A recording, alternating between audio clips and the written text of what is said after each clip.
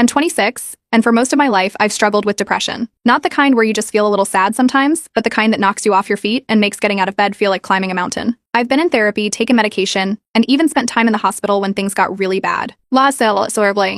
It's been a long road, but I've worked hard to get to a place where I feel somewhat stable. My older sister, Lena, is 29. She's the golden child of the family, charming, outgoing, and effortlessly likable. People naturally gravitate toward her, and she knows how to work a room. We've never been close, but there was never any outright hostility between us. Just a quiet tension, like two people forced to tolerate each other at a job they both secretly hate. Our parents never took mental health seriously. When I was younger, they would tell me to snap out of it whenever I showed signs of struggling. They thought I was being dramatic, just fishing for attention. The worst part? I started to believe them. I spent years wondering if maybe I was just weak. Maybe I wasn't really depressed, just lazy, just fragile, just defective in some way. It wasn't until I was in college and hit rock bottom that I finally sought help on my own. Then, a few months ago, everything took a turn for the worse. It happened at a family gathering. I wasn't feeling great, too many people, too much noise, that overwhelming sense of isolation, even in a crowded room. So I left early. No big deal, or so I thought. A week later, I started noticing the shift. Relatives who used to be warm were suddenly distant. My aunt, who had always been supportive, looked at me like I was some kind of fraud. My younger cousins made offhanded jokes about me being delicate and such a drama queen. I had no idea what was happening